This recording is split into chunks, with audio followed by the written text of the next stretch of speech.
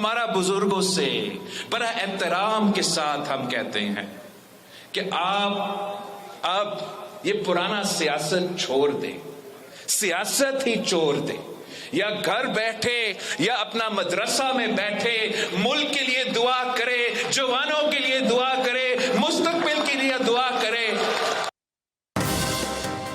यहाँ बिलावल भुट्टो की ये मासूमाना, सादा और नौजवान के दिलों की आवाज़ बनकर जो चंद जुमले आए कि बुज़ुर्ग अपने घर बैठे नौजवानों के लिए दुआ करें, ये बराह रास्त प्रोग्राम था, पैगाम था गालिबन अपने वालिद मोहतरम के लिए भी, जिसका उन्होंने बड़ा तफसील से जवाब दिया। और हाँ, ये भी हुआ कि बहरहाल पीपल्स पार्टी से तवील वाबस्तगी, बड़ी जद्दोजहद और कुर्बानियों के बाद हमारे फ़रतुल्लाह बाबर साहब खुद शरीफ आदमी हैं, इसलिए मुस्ताफ़ी भी हो गए।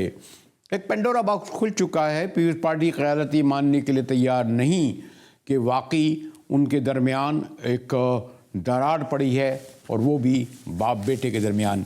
मेरे साथ बड़े अब तो सीनियर सीजनड फैसल करीम कुंडी साहब हैं, सेक्रेटरी इंफॉर्मेशन हैं, तर्जुमान हैं। शुक्रिया कुंडी साहब, आपने वक्त। और कुंडी साहब, बसत एहतराम, ये जो पेंडोरा बॉक्स खुला है तो ये तो आपकी क़यादत ने खोला ना, आपके मोहतरम बिलावल साहब, जैसे कि अभी आप सुन रहे थे। उसके बाद जरदारी साहब ने जवाब दिया, उन्होंने कहा जी बुज़ुर्ग घर बैठे हैं, उन्होंने कहा कि जनाब नौजवान है, सीखते सीखते सीख जाएगा। तो उसके बाद नज़र तो आ रहा है, और पीपल्स पार्टी की क़यादत जो दीगर मैं चैनलों में या अखबारों में फॉलो कर रहा था, वहाँ भी ये वहाँ मुझे नज़र आ रहा है। इस तरह की तकसीम तो लफ्ज़ इस्तेमाल नहीं करूँगा, लेकिन इबहाम ज़रूर है मोहतरम कुंडी साहब। देखें, ऐसा सच कोई पेंडोरा बॉक्स नहीं है। बिलावल भुट्टो जरदारी साहब क्योंकि यंग पॉलिटिशियन है, और उन्होंने वो जो है, अगर आप देखें इस वक्त 60% से ज़्यादा आबादी जो है वो यूथ की है, और इस वक्त 1.5 से 2 करोड़ आबादी जो है, वोटर्स जो है वो यूथ जो है वो रजिस्टर हो चुका है, और वो यूथ को जो है इंटरेक्ट यूथ के साथ कर रहा है, और यूथ के मसाइल यूथ ही समझ सकती है। उन सीनियर पॉलिटिशियन के मुतालिक ये बताया था कि हमारी जो सीनियर पॉलिटिशियन है, जैसे प्रेसिडेंट जरदारी साहब हैं या बाकी हैं, वो ड्राइंग रूम की पॉलिटिक्स करते हैं, जोड़ तोड़ की पॉलिटिक्स करते हैं, और फील्ड में जो है वो बिलावल भुट्टो जरदारी साहब हैं। और जहाँ तक जरदारी साहब की इंटरव्यू की बात है, देखें पाकिस्तान पीपल्स पार्टी के जो चेयरमैन है बिलावल भुट्टो जरदारी साहब, पाकिस्तान पीपल्स पार्टी पार्लियामेंटेरियन के सदर आसिफ अली जरदारी साहब, लेकिन साथ साथ ये भी आप ना भूलें कि जो है वो बिलावल भुट्टो जरदारी साहब जो है वो आसिफ अली जरदारी साहब के बेटे भी हैं। तो बच्चा जितना भी बड़ा हो जाए, चाहे वो 40 साल का हो जाए, 50 साल का हो जाए, वालिदैन के सामने वो बच्चे ही रहते हैं। अब देखिए मरीम नवाज साहब, अभी देखें नवाज शरीफ साहब के सामने जो है वो अभी भी बच्चे हैं, लेकिन उनके बच्चों की शादी भी हो चुकी है, उनके भी बच्चे हो चुके हैं, लिहाजा वो उनके सामने भी बच्चे हैं। तो वालिदैन के सामने बच्चे जो है वो बच्चे रहते हैं। और इंशाअल्लाह पाकिस्तान उस पार्टी के जो फ्यूचर का जो हमारे कैंडिडेट है प्राइम मिनिस्टरशिप के लिए, वो बिलावल भुट्टो जरदारी साहब हैं। लेकिन कुंडी साहब, माज़रत के साथ सियासत बड़ी शफ़ाफ़ होती है। मैं तो एक तालिब इल्म की हैसियत से जानता हूँ कि इसमें बेटा, बाप, भाई, यानी खूनी रिश्ते नहीं होते। आपको शायद तारीख़ का इल्म हो कि शहीद मोहतरम नज़ीर भुट्टो जब प्राइम मिनिस्टर थी, तो उन्होंने अपनी वालदा बेगम नुसरत भुट्टो को पार्टी की गालिबन सरपरस्ती से महरूम किया था। उनके भाई मुर्तज़ा भुट्टो बाकायदा उनके मुकाबले आए थे, उनकी शहादत भी बाद में हुई। खैर वो तो एक साजिश थी, लेकिन खुद पीपल्स पार्टी में ऐसा हो चुका है, हमने देखा है। और मुझे यकीनन ये जो इस वक्त जो बयानिया है बिलावल का, और उनका एक मुतसादिम नज़र आ रहा है, वादे पैगाम दे रहे हैं।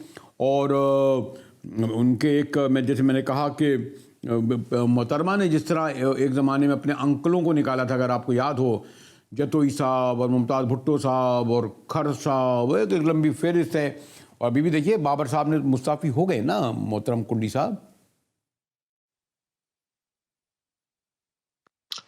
उन्होंने ये नहीं कहा कि जो है आप जो सीनियर पॉलिटिशियन जो पार्टी वो मोहतरमा शहीद के टाइम पे अंकल जो है वो भाग गए थे। बिलावल भुट्टो जरदारी साहब को ये एजाज़ हासिल है, उनकी खुशकिस्मती है, अंकल उनसे भागे नहीं है। मोहतरमा शहीद के टाइम पे जो है वो लोग जो जब जवलत का मार्च था तो बहुत से अंकल छोड़ के चले गए थे। ऐसी चीज़ें बड़ी क्लियर हैं। और आप देखेंगे अभी 30 तारीख को हमारा यौम तासीस है क्वेटा में। बिलावल भुट्टो जरदारी साहब और आसिफ अली जरदारी साहब दोनों वहाँ से खिताब भी करेंगे क्वेटा में अपने पार्टी के दोस्तों से, वर्करों से और पाकिस्तान की आवाम से। और आप देखेंगे तो टाइम बताएगा। आप कुछ चीज़ें मैं आपसे एग्री नहीं करूँगा, कुछ आप मुझसे एग्री नहीं करेंगे, लेकिन जब टाइम आता है तो बंदा फिर जो है उसके ऊपर जो प्रैक्टिकल चीज़ें आती है फिर बंदा एग्री करता है। लिहाजा जब टाइम आएगा तो फिर उसके बाद बात करेंगे। चलें, ये तो आपकी पार्टी का मामला है, लेकिन ज़रा और आगे बढ़ते हैं। ये जो अब आप देख रहे हैं कि निगरान हुकूमत जो तवील मियाद फैसले कर रही है और जो ज़राए बाखबर ज़राए जो कहते तो अफवाह हैं लेकिन ख़बर बन रही है, और वह है इलेक्शन। 8 फरवरी के इलेक्शन के हवाले से इब्हाम पाया जा रहा है, और मुझे भी नहीं लग रहा कि पाकिस्तान पीपल्स पार्टी माजी में भी इलेक्शन लड़ती रही है, उसकी तैयारी ऐसी हो जैसा कि माजी में होती थी। कुंडी साहब, देखिए, पाकिस्तान पीपल्स पार्टी पहले दिन से इलेक्शन की डिमांड कर रही है। चाहे हम हुकूमत में थे, हमने अपनी इत्तेहादी जमातों से कहा कि 60 दिन के अंदर इलेक्शन होने चाहिए, उन्होंने कहा नहीं 90 दिन में होने चाहिए। फिर CCI में डिलिमिटेशन का बहाना बनाया, फिर कह रहे हैं जनवरी फरवरी में होने चाहिए। हम तो इलेक्शन मांग रहे थे। आज भी अगर आप देखें, बिलावल भुट्टो जरदारी साहब ने खैबर पख्तूनख्वा में वर्कर कन्वेंशन से खिताब किया, 6 वर्कर कन्वेंशन किए, मिट्टी में जलसा किया। अब हमारे यौम तासीस है 30 नवंबर को, उसके बाद दोबारा सेकंड फेज खैबर पख्तूनख्वा में हमारे वर्कर कन्वेंशन के हो रहे हैं। वहाँ पर भी हमारा वर्कर कन्वेंशन होगा, मुख्तलिफ जगहों पे खवातीन का भी कन्वेंशन है, हाई कोर्ट बार से भी खिताब कर रहे हैं। तो ये हम तो अभी भी फील्ड में, और हम चाहते हैं कि इलेक्शन हो। इलेक्शन से वो लोग डरते हैं, इलेक्शन मुलतवी करने की वो बातें करते हैं जो आवाम से खाइफ हैं। हम तो आवाम में जाने से खाइफ नहीं हैं, और मैं समझता हूँ कि FIC साहब एज ए चीफ जस्टिस के होते हुए इलेक्शन मुलतवी करना बहुत बड़ा, मैं समझता हूँ कि मैं होगा। और इलेक्शन क्यों मुलतवी किए जाए, क्यों सियासी जमातें आवाम में जाने से डरती हैं? कौन कहता है कि हम आवाम में नहीं जाना चाहते? मैं समझता हूँ कि इसके ऊपर डिस्कशन ही, आप कहते हैं कि माहौल बिल्कुल बन जाता है जब इलेक्शन, जब शेड्यूल आएगा तो माहौल बनेगा। पाकिस्तान पीपल्स पार्टी ऑलरेडी माहौल बनाए हुए, हम अपने इलेक्शन शेड्यूल के बाद अपने इलेक्शन कैंपेन और अपने मंशूर के साथ आवाम के पास जाएंगे। बाकी जमातों को भी जाना चाहिए।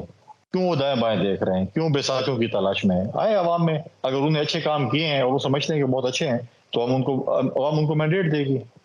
लेकिन कुंडी साहब, ये भी तो है ना कि आप जिन लोगों के साथ 16 माह या 18 माह हलीफ रहे, एक कैबिनेट में रहे, कंधे से कंधा मिला के बैठे रहे, हम नवाला हम प्याला रहे, माशाअल्लाह बड़ी झप्पियाँ डाली।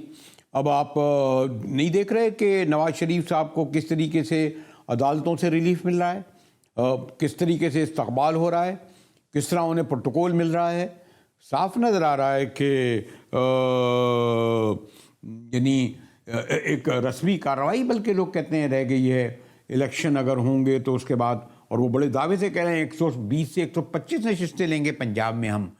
तो जो उनकी बॉडी लैंग्वेज कह रही है, वो तो अभी से अपने को पावर में समझ रहे हैं। और फिर जो उनसे जो है यहाँ की ब्यूरोक्रेसी हो, यहाँ का इंतज़ामिया हो, यहाँ के जो स्टेक होल्डर हों, वो भी उसी तरीके से मियाँ नवाज शरीफ साहब को एहतराम भी दे रहे हैं और उनको वो तमाम लवाजमात मुहैया कर रहे हैं जिससे लगे कि he will be the future prime minister. कुंडी साहब, नहीं, मैं नहीं समझता कि ऐसी चीज है। देखें, वोट आवाम ने देना है। अगर आपने कहना है कि आपने नवाज शरीफ साहब को सेलेक्ट करना है या आपने उसको लाडला बनाना है, तो फिर आप मुल्क के 60 रुपए ज़ाया न करें, आवाम के पैसे ज़ाया न करें, फिर नोटिफिकेशन कर दें। नोटिफिकेशन से उनको बना दें कि ये नोटिफिकेशन हो चुका है और हमने इनको नोटिफिकेशन के जरिए, हम तो कहते हैं हमें वो नवाज शरीफ चाहिए जिनका बयानिया था, जो नजरियाती बन गए थे, जिनका बयानिया था कि वोट को इज्जत दो। ये कहते थे मुझे क्यों निकाला, फिर कहते थे फ्री एंड फेयर इलेक्शन होने चाहिए, फिर उन्होंने कहा था मेरे साथ जिन्होंने ज्यादा की उनसे बदला भी लूंगा। चलो, उनका जाती फेल है, वो उससे बदला न ले, माफ किया, आगे बढ़ना चाहिए, ठीक है, अच्छी बात है। लेकिन वोट को इज्जत दो और मुझे क्यों निकाले वाला बहने कहाँ पे चला गया, क्यों छोड़ के आ गया? फील्ड में सही होते कि पाकिस्तान में नारे पाकिस्तान तक लेके आते और उसको आगे लेकर जाते, लेकिन छोड़ा है। देखिए, अगर आप इसी चीज पे, अगर आप चौथी दफा भी अपने आप को ये तासुर देना चाहते हैं कि मैं सेलेक्ट होकर आना चाहता हूँ और मैं लाडला बनना चाहता हूँ, तो मैं समझता हूँ कि ये चौथी दफा आप क्या हो जाएंगे। अगर मतलब है कि अगर ये तासुर आप दे रहे हैं कि हम चौथी दफा आवाम, अब कभी कहते हैं कि हम 120 सीटें जीत रहे हैं, बिल्कुल आप 100-150 सीटें जीत रहे हैं, लेकिन ज़िमनी इलेक्शन में जब आपकी हुकूमत थी, मरकजी हुकूमत भी आपके पास थी, हुकूमत भी आपके पास थी, आप 20 ज़िमनी इलेक्शन नहीं जीत सकते पंजाब में, अब आप कह रहे हैं 120 सीटें जीतने को लेके जा रहे हैं। तो ये तो अवाम ने फैसला करना है। हम कहते हैं अवाम फैसला करे, चाहे वो पीपल्स पार्टी को करे, चाहे PMLN को करे, PTI को करे, जिस जमात को भी वोट करे, अवाम के मैंडेट के जरिए आना चाहिए, चोर दरवाजे से या दाएं बाएं देखने से या बैसाखियों के जरिए नहीं आना चाहिए। लेकिन इस वक्त जो सियासी मंजरनामा नज़र आ रहा है कुंडी साहब, और आप भी माशाल्लाह बड़े जहां दीदा सियासतदान, ऐसा लगता है कि इस वक्त ख़ास तौर पर पंजाब में ये election peoples party versus PLMLN हो रहे हैं, यानी वो जो 90 की दहाई में की पोलराइजेशन नज़र आ रही है, प्रो भुट्टो और एंटी भुट्टो या प्रो नवाज शरीफ एंटी नवाज शरीफ, लेकिन एक तीसरी क़ुव्वत भी तो है ख़ास तौर पे पंजाब में, जिसे अंदाज़ नहीं कर सकते, जो भले जेलों में हो, भले उनको जल्द से जुलूस करने की इजाज़त नहीं मिल रहा हो, तो इस सूरत में क्या होगा? यानी मैं थोड़े से अपने तहरीर बुनियाद पे कह सकता हूँ कि जो इस हिकमत अमली के तौर पर एंटी नवाज शरीफ और प्रो नवाज शरीफ जो वोट की तकसीम होगी, तो ये दो एंटी नवाज शरीफ वोट को खींचने के लिए, उन्हें इंगेज करने के लिए ये बिलावल साहब नहीं मुहिम चला रहे, बुजुर्गों वाली कंट्री साहब? नहीं, हमारा कोई देखें, अगर पीटीआई की लीडरशिप जेल में तो अपने करतूतों की वजह से है ना। 9 मई के वाकयात ना करते तो जेलों में ना होते। अगला वो उन्होंने अच्छे काम किए जो 9 मई में। देखिए, पाकिस्तान पीपल्स पार्टी को भी पाकिस्तान की रियासत से बहुत से गिले शिकवे होंगे। मोहतरमा की शहादत के बाद आसिफ अली जरदारी साहब भी ये कह सकते थे कि चढ़ दौड़ो GHQ पे भी, कोर कमांडर हाउस पे भी और सरकारी अमला को नुकसान दे दें, लेकिन हमने पाकिस्तान खपे का नारा मारा। एक जमहूरी जमात है, एक मैच्योर जमात है, जो हमने ये बात की। लेकिन जो लाडले थे, जिनको लाया गया था, जिनको बहुत से नखरे उनके उठाए गए थे, उन्होंने क्या कुछ किया? जब आप लाडले लेकर आएंगे, जब आप लोगों को स्टॉल करेंगे, जब उनको आप ऐसे करेंगे, तो वो मतलब ऐसे लोग आप लाएंगे, तो यही करतूत उन्होंने की जो आपके सामने 9 मई के। लिहाजा जो चीजें देखें, हमने तो हमने न PMLN का मुकाबला करना है, न PTI करना है। हमने हमारा जो मुकाबला है वो इस मुल्क में हमारा गुर्बत के साथ, बेरोजगारी के साथ और महंगाई के साथ है, और हम इसके लिए हम काम कर रहे हैं कि हम इसको किस तरीके से इस मुल्क से, पाकिस्तान की आवाम की इन चीजों से जान छुड़ाएं। बाकी जो है पार्टी से हमारा कोई सीरियसमेंट नहीं नजर आ रहा मुझे कि हमारा PMLN या PTI के साथ होगा। हमारा टारगेट जो है वो इलेक्शन के बाद के अलायंस का है। इलेक्शन गुजर जाए, नंबर गेम आ जाए, उसके बाद हम पॉलिटिकल पार्टी से साथ बैठेंगे, नंबर गेम के जरिए बैठेंगे और फिर हुकूमत के साथ इंशाल्लाह करेंगे। शुक्रिया फैसल करीम कुंडी साहब। फैसल कुंडी साहब तो इंतहाई दो टोक अल्फाज में अपना मौक़िफ़ पेश करते हुए नवाज शरीफ के बारे में बहरहाल ये लफ्ज़ इस्तेमाल लाडले का भी कर रहे थे, और इलेक्शन के हवाले से जो एक तासुर है, एक हकीकत है, क्योंकि मैंने जैसे कहा पहले भी कहता रहा हूँ कि चीफ जस्टिस कादी फायज़ ईसा साहब तो ये तक कहते हैं कि नीचे आप ये लिखें भी नहीं कि इलेक्शन होंगे या नहीं होंगे, लेकिन हमारे मोहतरम कादी साहब जानते हैं कि ये सवाल या ये भाम क्यों लोगों के जहनों पर है। गुफ्तगू करेंगे एक ब्रेक के बाद, हमारे साथ रहिएगा।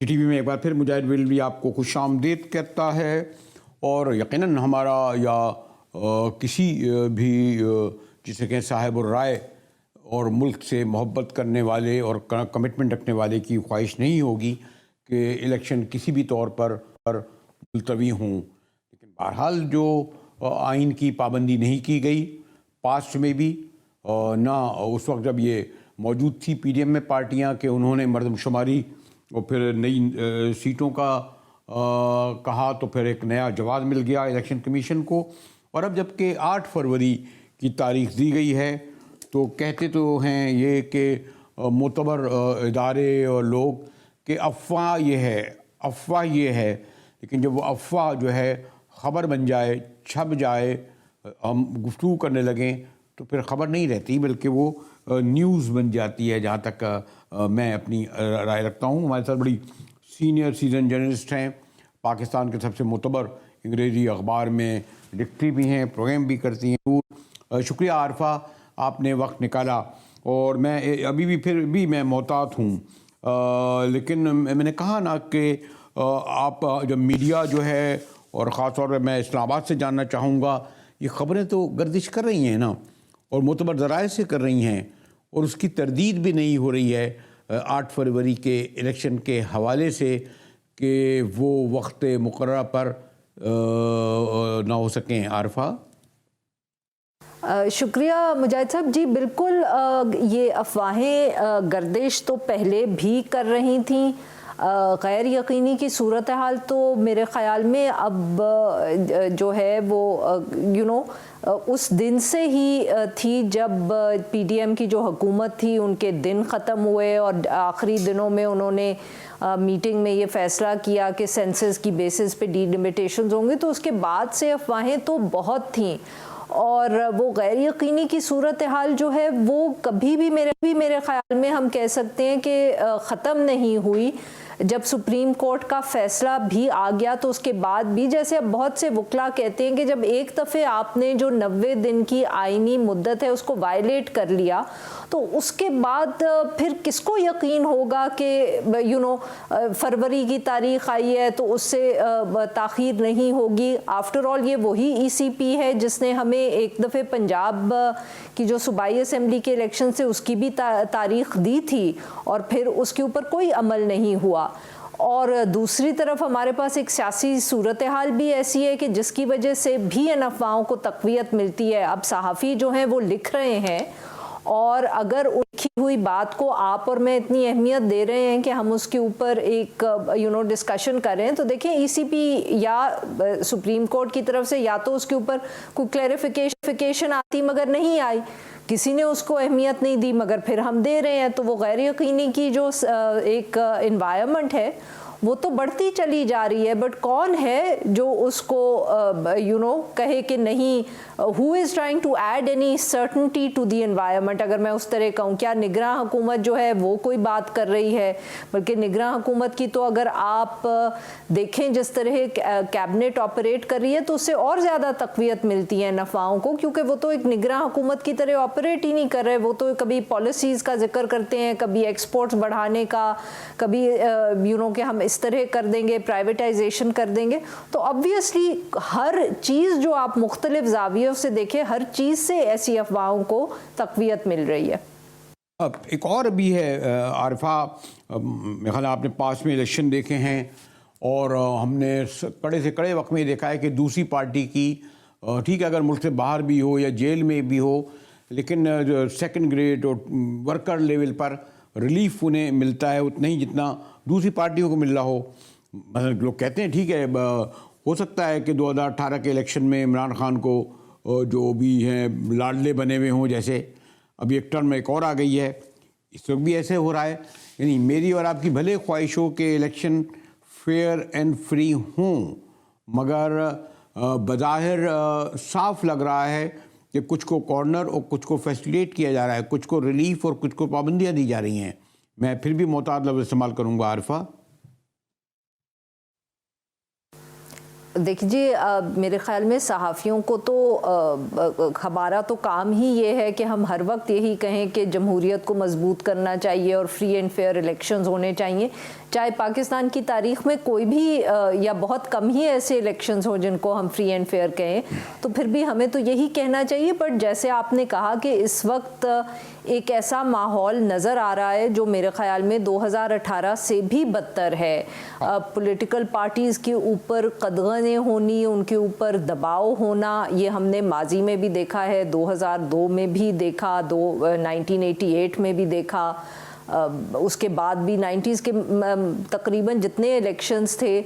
मगर इस तरह के बिल्कुल एक जो सियासी जमात है उसको तो लग रहा है कि कहीं से भी, जैसे वो खुद पाकिस्तान तहरीक इंसाफ कहती है, इट्स अनफॉर्चुनेट कि उनकी बात को दोहराना पड़ेगा, बिकॉज उसमें एग्जैजरेशन नहीं लगती कि लेवल प्लेइंग फील्ड तो दूर की बात, उनको तो प्लेइंग फील्ड ही नहीं दिया जा रहा। मतलब कि आप मुझे बताएं कि कौन से ऐसे इस वक्त पाकिस्तान तहरीक इंसाफ के लीडर्स हैं जिनके बारे में हम कह सकते हैं विद एनी सर्टनिटी कि वो इलेक्शन में अपने कागज़ भी जमा करवा सकेंगे।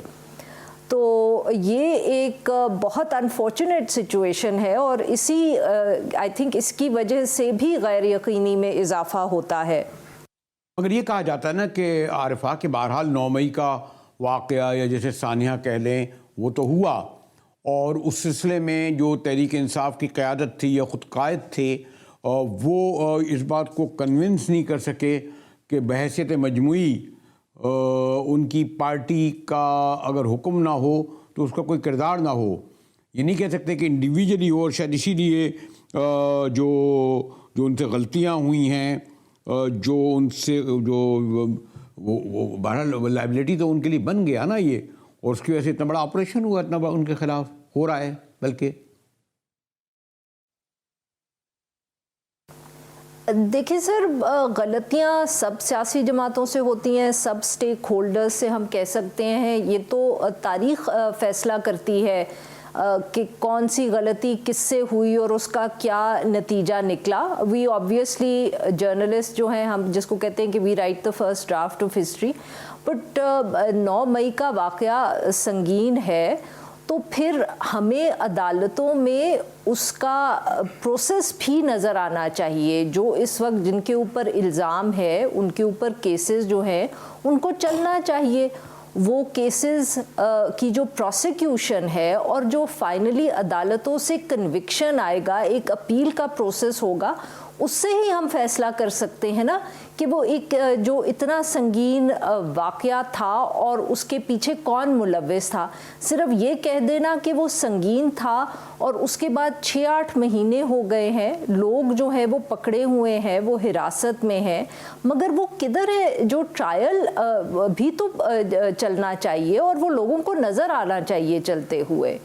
तो ये तो नहीं हो सकता कि हम सब कह दें कि एक बहुत संगीन वाक़या था और उसके बाद हम कहें कि वो संगीन वाक़या था, हमने ये खुद से ही साबित कर लिया है, उसको अब हमने अदालत में कुछ नहीं प्रूव करना और वो कह देना ही काफ़ी है। तो अगर वो इतना संगीन वाक़या है तो फिर हमें अदालत में ट्रायल्स नज़र आने चाहिए। आरफा, सॉरी टू से, लेकिन जहाँ से मैंने बात शुरू की थी और चीफ जस्टिस ने बहुत दो टोक अल्फाज में ये तो नहीं कहा था कि कंटेम्प्ट ऑफ कोर्ट, लेकिन कहा था हाँ बीवी से ज़रूर बात कर लें, लेकिन ये आप नीचे पट्टियाँ वट्टियाँ मत चलाइएगा कि इलेक्शन के बारे में कि होंगे या नहीं होंगे।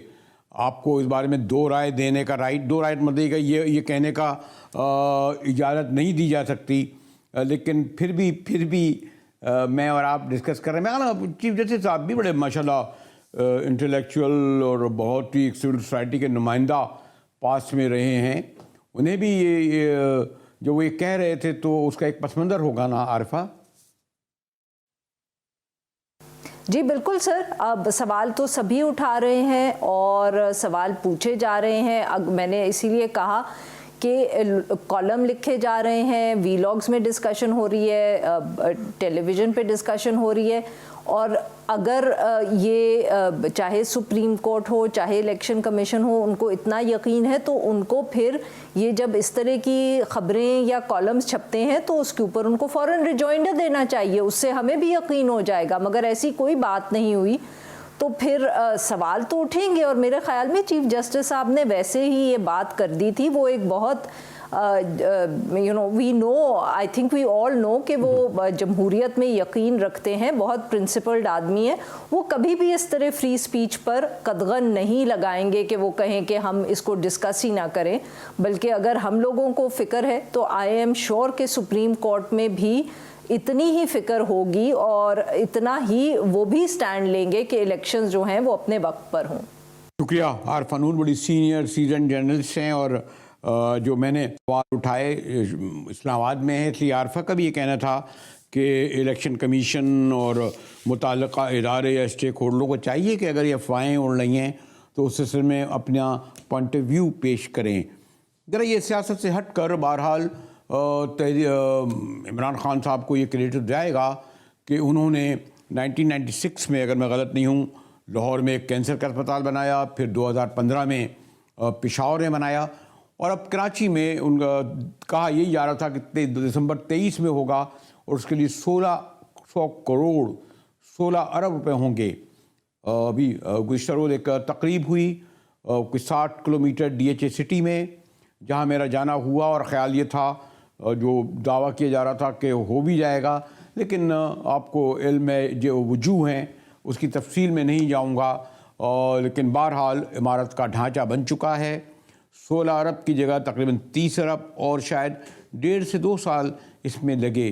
तो चलिए मेरे साथ ज़रा कराची से कोई 60-65 किलोमीटर के फाते पर DHA सिटी में, जहाँ बहरहाल एक बहुत तारीख़ी काम ये हो रहा है कि शौकत खानम जो लाहौर से तकरीबन डबल 2 गुना बेड के हिसाब से सहूलतें होंगी, वो आइंदा 1 साल या 1.5 साल बाद बहुत बड़ा काम है। मैंने कहा जब 30 अरब रुपए इसमें इन्वेस्ट हो रहे हैं तो मेरे साथ चलिए शौकत खानम कराची में।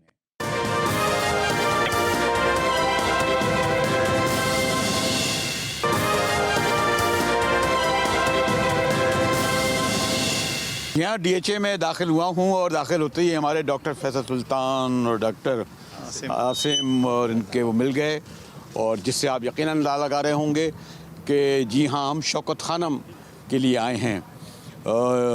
एक दहाई नहीं 2 दहाइयाँ हो गई हैं यहाँ। सबसे पहले तो आइए देखिए डोनेशन काउंटर दिसंबर में से मुकम्मल होना था, लेकिन मुझे बहरहाल ये एजाज़ भी हासिल रहा है कि जब स्क्रीनें आई तो लाहौर सबसे पहले किया, और डॉक्टर साहब को भी माशाल्लाह बड़े जवान राना होते थे, पहला इंटरव्यू मैंने किया था लाहौर को फिर बनते दे देखा, पेशावर में आप थे, गाइड किया, मुकम्मल हुआ।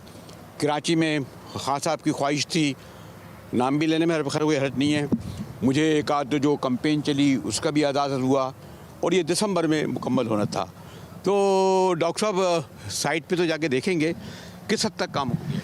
काम काफ़ी हद तक हो गया है। जहाँ तक ताल्लुक़ है सिविल वर्क्स का, जो कंस्ट्रक्शन है उसका बहुत सा बेशतर हिस्सा जो है वो मुकम्मल है। सिविल वर्क्स तो मुकम्मल है, लेकिन अब फिनिशिंग जारी है। इसमें तकरीबन 2 साल और लग जाएंगे। उसकी वजह यह है कि एक तो प्रोजेक्ट बड़ा है, दूसरा ये कि जो कॉस्ट की एस्केलेशंस आई, आज डॉक्टर आसिम एक प्रेजेंटेशन देंगे, उसमें भी आप वो डिटेल्स देखेंगे, और सप्लाई चेन के इश्यूज़ थे कुछ, उसकी वजह से स्लो डाउन हुआ।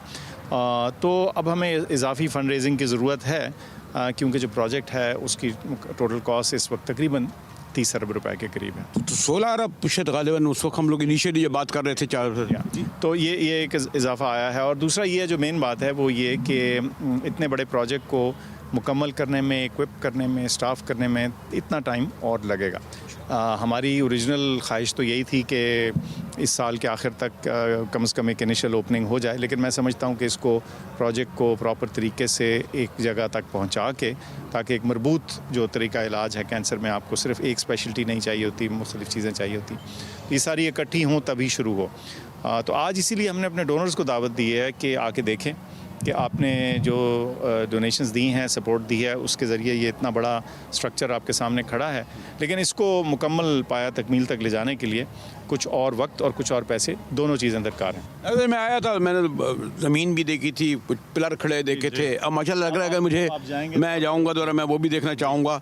तो ये जो 2 साल लगेंगे, डॉलर का जो सूरत हाल है, पत्थर, सीमेंट, बिजली, पानी, गैस, तो अगर आप ये 30 बिलियन का जो माशाल्लाह लोगों ने दिया है, तो इसके कितने करीब पहुंचने में 2 साल लगेंगे तकरीबन पैसे इकट्ठे करते हुए और इसको कंप्लीट करते हुए, इसका फिनिशिंग का काम, इसकी जो इक्विपमेंट सारी आनी है उसके लिए।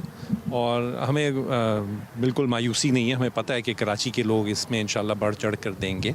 आई थिंक ये जिस तरह का इंफ्रास्ट्रक्चर है और कराची के लिए, असल में जो है ये कराची के लिए एक तोहफ़ा है, और ये यहाँ से लेकर बलूचिस्तान के जितने लोग हैं, यानी कि पाकिस्तान के जितना साउथ साइड है, ये किसको कैटर करेगा। और ये अगर आबादी के पॉइंट ऑफ व्यू से भी देखें तो ये पाकिस्तान की 40% आबादी बनती है। तो ये जो है हैट्स ऑफ टू खान साहब और hats off to doctor Faisal. और बस हम तो 1 साल पहले खान साहब ने कहा था कि इस साल चालू हो जाएगा, स्टार्ट हो जाएगा, तो अब मेरे ख्याल से कुछ थोड़ा सा टाइम लगेगा, बट बहुत बड़ी एक चीज़ है ये, बहुत जिसे कहते हैं कि ब्लेसिंग होगी इस पूरे खित्ते के लिए, सारे उसके लिए। ये दिसंबर में मुकम्मल हो जाता, लेकिन एक तो आपको मुल्क है, पूरी मुल्क की इकॉनमी है, जो लोगों की बचतें थी वो कम हो गई, जो लोगों का जो पैसा था, आमदनी थी वो कम हुई, उसका असर पड़ा। लेकिन उसके बावजूद आप देखें ना कि 16 अरब रुपया, 1600 करोड़ रुपए लोगों ने अभी तक दिए हैं इसके लिए, और अब कोई डबल 30 अरब रुपए हो गया है। लेकिन जिस तरह ये बन रहा है और जिस तरह इसमें लोग हिस्सा ले रहे हैं, उम्मीद हम ये करेंगे कि ये पाए तकमील तक पहुंच जाएगा। This is a great project कि कराची में कैंसर हॉस्पिटल जो कि ऑलमोस्ट माशाल्लाह 75% लोगों के लिए तो फ्री होगा, तो ये हमारे लिए फ़ख्र की बात है, खुशी की बात है। अल्लाह उन सबको तो 2 2004 लाहौर का भी करा, पेशावर के में भी मैं शामिल रहा, कराची में भी पहले दिन रहा और होस्ट अच्छा मरहबा अभी मरहले से गुजरी, उसके शोहर को हो गया था। बड़े भैया ने डेनमार्क कितना महंगा वो नहीं, सबसे बड़ी फ़ख्र की बात हमारे लिए ये है कि अल्लाह उसको सलामत रखे जिसने शौकत खानम शुरू किया था, और उन सब की हिफाजत करे जो इसमें हेल्प कर रहे हैं। और हम लोग दिल और जान से, मैं तो रेगुलरली कोशिश करती हूँ, जो मेरी हैसियत है कि मैं डोनेट करती रहूँ, और ये अल्लाह करे बने साथ खैरियत के और लोगों को। अक्सर कहता हूँ कराची वाले शाम को जो बर्गर खाते हैं, जो मैं कोई नाम नहीं लेता, जो पिज़्ज़ा खाते हैं, अगर वो, और बदकिस्मती ये है कि जो शहर के मुख्तदर लोग हैं वो नहीं, एक आम लोग इसको कर रहे हैं, और आम लोगों ने बनाया है, और आम लोगों ही के लिए है भी बेसिकली। हाँ, अल्हम्दुलिल्लाह अल्लाह ताला की कुछ ऐसी नेमतें हैं, क्योंकि कराची वालों का दिल बहुत बड़ा है, बर्गर और पिज़्ज़ा भी खा लेते हैं,